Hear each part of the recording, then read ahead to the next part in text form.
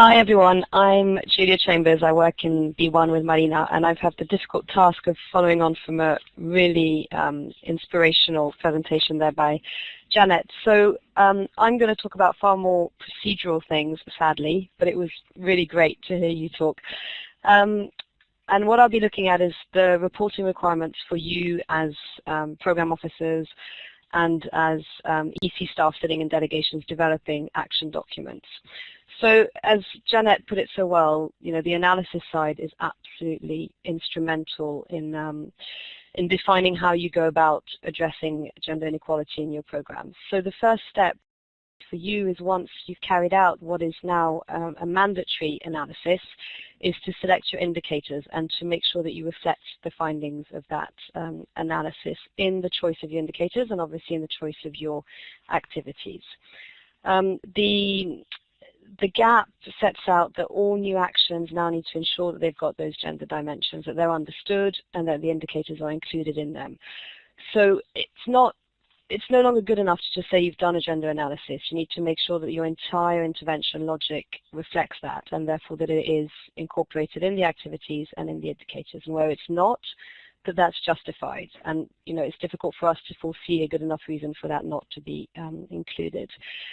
So again, a big part of that and a big part of the change is now making sure that all your implementing partners, be they NGOs or governments or whoever they are measuring these indicators. That if the data is not available, that they're generating them in some way, shape or form, and that you are reporting on them back to HQ as well. So all the data on beneficiaries, as Marina has already set out, should be sex segregated, regardless of your area of intervention. In terms of, sorry, I'm looking to move the slide on. Yeah, in terms of how we will make sure that this happens here at headquarters is through the QASG process. So the QASG will be looking at the indicators that you selected, at the gender analysis set out in the action document, and at how this has been reflected throughout. So the new gender checklist sets that out very clearly. Again, it's no longer a tick box where you say, yes, we've done a gender analysis. What we're asking for is, you know, you've done your gender analysis, what have you learned from that? How have you affected it in your activities, and how has that informed the choice of your indicators? And at a minimum, how have you also ensured that you're not doing any further harm, that you're not in some way making the situation worse for women or putting them in danger. So there's the minimum requirement of a do no harm analysis as well. So we've revised the checklist.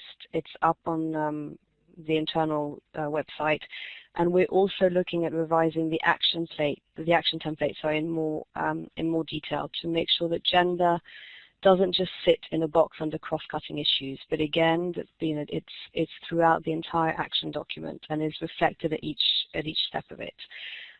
We're also looking at revising the checklist that QASG members themselves use, so that they are adequately assessing your own checklist. Sorry, not sure what's going on. So that's what's happening here in terms of the QASG process. The reason that we're doing all of this is obviously the fact that in terms of accountability, if we don't try and track what we're doing and track the impact of our work, you know, we're not being accountable to those people that we're seeking to help themselves. But also in terms of being able to, the reason that we in the GAP have included certain standard indicators that are based on the results framework and the SDGs is to allow us to aggregate the results of our work so that we get a picture of how we're doing globally. Now, obviously, these might not be suited to your specific action, and we understand that. So where they are, we'd ask you to select indicators from the GAP, but where your analysis and your context points to far more relevant indicators that are more appropriate, please do go ahead and use those, and then it will be our task here to aggregate those and give an overall picture and reflection of progress. The GAP has set out a minimum requirement for each delegation, and that's that you report against at least one objective per thematic area. that selection needs to be made by mid-2016. So the work that you're doing in the justice sector, the action documents that you're developing, etc., all going to feed into that process. So it may feel like you're quite far removed from this, but you are part of that chain. The way that we will report on these and that we'll be asking you to report on your indicators is through the use of existing systems. So we haven't developed a whole new process for you to comply with. What we're trying to do is build it into the EAMR for some of the institutional shift angle, for the thematic work through the results reporting system. So the EU results framework will be gathering results at the end of every single action. So that's where the indicators that you have chosen will be gathered and your results will come through that. So the EU results framework is absolutely instrumental to us tracking the measures in the gap, in the gap 2.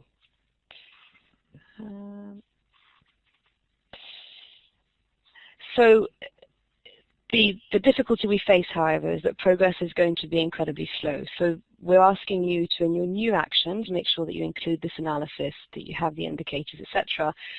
But we're also saying on the flip side is we're going to use the EU results framework and only measure your results at the end of an action. So there's going to be a gap. There's going to be potentially a 4 or 5 year gap between when progress starts to be visible.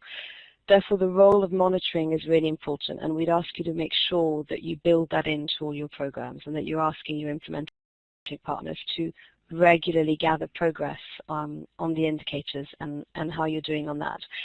And in turn, that will need to be fed to your gender focal person in country, who will be feeding that back up to us so that we can keep an eye on progress on the gap. So to summarize, all new actions will need to include gender analysis and, where relevant, the gender-sensitive indicators. And all data on beneficiaries needs to be sex disaggregated.